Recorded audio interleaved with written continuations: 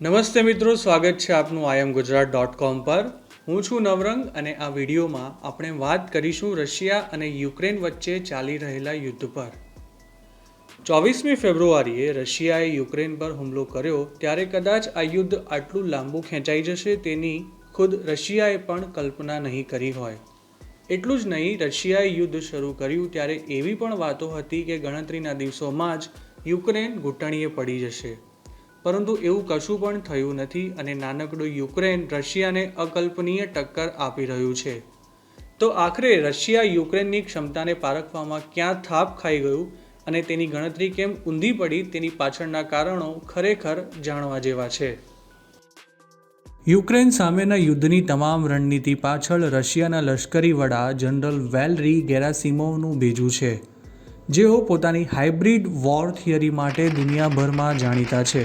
General વેલરીની લશ્કરી રણનીતિમાં battalion ટેક્ટિકલ groups એટલે કે BTGની ચાવીરૂપ ભૂમિકા રહેલી છે. આ ગ્રુપમાં 600થી 800 જેટલા લોકો હોય છે, જેમાં સૈનિકો ઉપરાંત હવાઈ હુમલો કરનારા, એન્જિનિયર્સ તેમજ લોજિસ્ટિક્સનું ધ્યાન રાખનારા લોકોનો પણ સમાવેશ થાય છે. એવું કહેવાય છે કે રશિયન આર્મીના બટાલિયન ટેક્ટિકલ ગ્રુપ ગમે તે જગ્યાએ હુમલો કરી શકવા સક્ષમ છે. ફેબ્રુઆરી 2022ની સ્થિતિએ રશિયન આર્મીમાં આવા 170થી વધુ BTG હતા, જેમાંથી 87 ગ્રુપ્સને યુક્રેન પર આક્રમણ કરવાનો આદેશ આપવામાં આવ્યો હતો. જો કે ખૂબ જ શક્તિશાળી ગણાતું રશિયન સૈન્ય યુક્રેનમાં પોતાના મહિનાથી ચાલી રહેલા સ્પેશિયલ મિલિટરી ઓપરેશનમાં ઘણા મોરચે નિષ્ફળ થતું દેખાઈ રહ્યું છે. ખાસ કરીને યુક્રેનના કીવ અને ખાર્કિવ જેવા શહેરોના ઘણા હિસ્સા પર કબજો જમાવવા મથી રહેલા રશિયન સૈનિકોને અકલ્પનીય ટક્કર મળી રહી છે, જેના કારણે રશિયાના બટાલિયન ટેક્ટિકલ ગ્રુપ્સ પણ યુક્રેનની ડિફેન્સ સ્ટ્રેટેજી સામે હાંફી રહ્યા છે. યુક્રેનમાં રશિયાની જે સ્થિતિ થઈ છે તેની પાછળ દેખીતી રીતે તેનું નબળું પ્લાનિંગ જવાબદાર લાગી રહ્યું છે. એટલું જ નહીં, લશ્કરને જે ઇન્ટેલિજન્સ ઇનપુટ મળી રહ્યા છે તે પણ જૂના અને ઘણીવાર ખોટા સાબિત થઈ રહ્યા છે. 24મી ફેબ્રુઆરીએ રશિયાએ યુક્રેન પર આક્રમણ કર્યું ત્યારે રશિયન સૈનિકોને એવો વહેમ હતો કે યુક્રેનના લોકો તેમનું સ્વાગત કરશે અને તેઓ કોઈ લડાઈ વિના જ ઘણો ખરો ભાગ કબજે લઈ લેશે. આ માનસિકતા સાથે યુક્રેનમાં પ્રવેશેલી રશિયન સેના લાંબા યુદ્ધ માટે જરા પણ તૈયાર નહોતી. એટલું જ નહીં, રશિયાએ અનેક મોરચે યુદ્ધ શરૂ કરી દેતા સૈનિકો સુધી જરૂરી સામાન પહોંચાડવાનું કામ પણ મુશ્કેલ બની ગયું છે, જેના અભાવમાં સૈનિકો લડાઈ ચાલુ રાખવા સંઘર્ષ કરી રહ્યા છે. VKS તરીકે ઓળખાતી રશિયન એરફોર્સ પણ યુક્રેનને નબળું સમજવાની ભૂલ કરી બેઠી અને પૂરતી તૈયારી વિના જ આક્રમણ કરવાની ભૂલ કરીને તેણે મોટી ખુંવારી વેઠવી પડી છે. રશિયન એરફોર્સની આ ભૂલને કારણે જ યુક્રેનને તેનો મુકાબલો કરવાની પૂરતી તૈયારી કરવાનો સમય મળી ગયો અને તેણે ડ્રોન્સથી પણ રશિયાને વ્યાપક નુકસાન પહોંચાડવામાં સફળતા મેળવી. આ યુદ્ધમાં રશિયાએ કરેલા હુમલામાં મોટી સંખ્યામાં સામાન્ય નાગરિકો માર્યા ગયા હોવાનું યુક્રેન વારંવાર કહી રહ્યું છે. જો કે યુદ્ધના શરૂઆતના દિવસોમાં સામાન્ય નાગરિકોની જાનહાનિ નિવારવા માટે રશિયાએ ભારે હથિયારો વાપરવાનું ટાળ્યું હતું, જેના કારણે પણ યુક્રેનને રશિયન સૈનિકોનો સામનો કરવાનું ધાર્યા મુજબ મુશ્કેલ ન બન્યું. કોઈપણ યુદ્ધમાં સૈનિકો અને હેડક્વાર્ટર્સ વચ્ચે ભેદી ન શકાય તેવું કોમ્યુનિકેશન ખૂબ જ ક્રિટિકલ મનાતું હોય છે.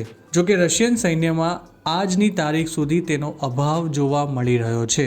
એટલું જ નહીં, રશિયાએ અત્યાર સુધી જે રસ્તા અને વિસ્તારો પર કબજો જમાવ્યો છે તેની રક્ષા કરવા માટે પણ તેની પાસે પૂરતા સૈનિકો નથી. આ સ્થિતિનો લાભ લઈ યુક્રેનની આર્મી પશ્ચિમી દેશો પાસેથી મળેલા હથિયારો દ્વારા રશિયન સૈનિકો પર અટેક કરી રહી છે. વળી યુક્રેનની આર્મીએ નાના હથિયારોથી પણ રશિયાના વિમાનો અને હેલિકોપ્ટર્સને ભારે નુકસાન પહોંચાડ્યું છે, જેના કારણે રશિયન સૈનિકોને ખૂબ જ જરૂરી એવો એર સપોર્ટ નથી મળી રહ્યો. આ તમામ સ્થિતિમાં રશિયન સૈનિકોનું મનોબળ દિવસે ને દિવસે તૂટી રહ્યું છે.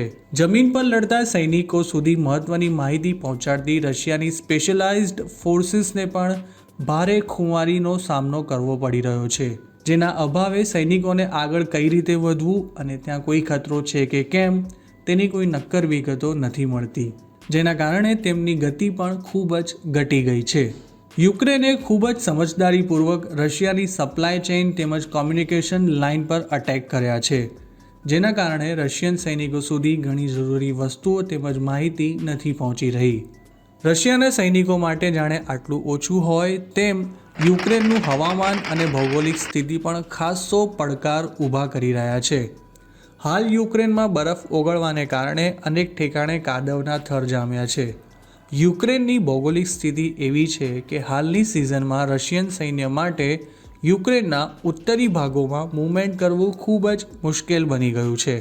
આ યુદ્ધની શરૂઆતમાં જ રશિયા યુક્રેનની આર્મીના શસ્ત્ર ભંડારો તેમજ ચાવીરૂપ જગ્યાઓ પર મિસાઇલ અટેક કરીને તેને નબળી પાડી દેવા માંગતું હતું, પરંતુ પૂરતી મિસાઇલો ન હોવાને કારણે તેની આ સ્ટ્રેટેજી પણ હજુ સુધી સફળ નથી થઈ શકી.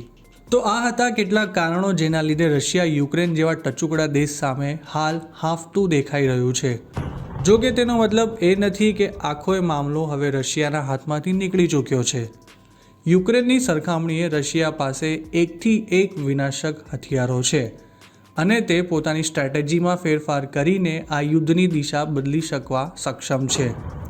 જો કે આ લડાઈ રશિયા માટે ધાર્યા જેટલી સરળ નહીં હોય તે હવે સ્પષ્ટ બની ચૂક્યું છે.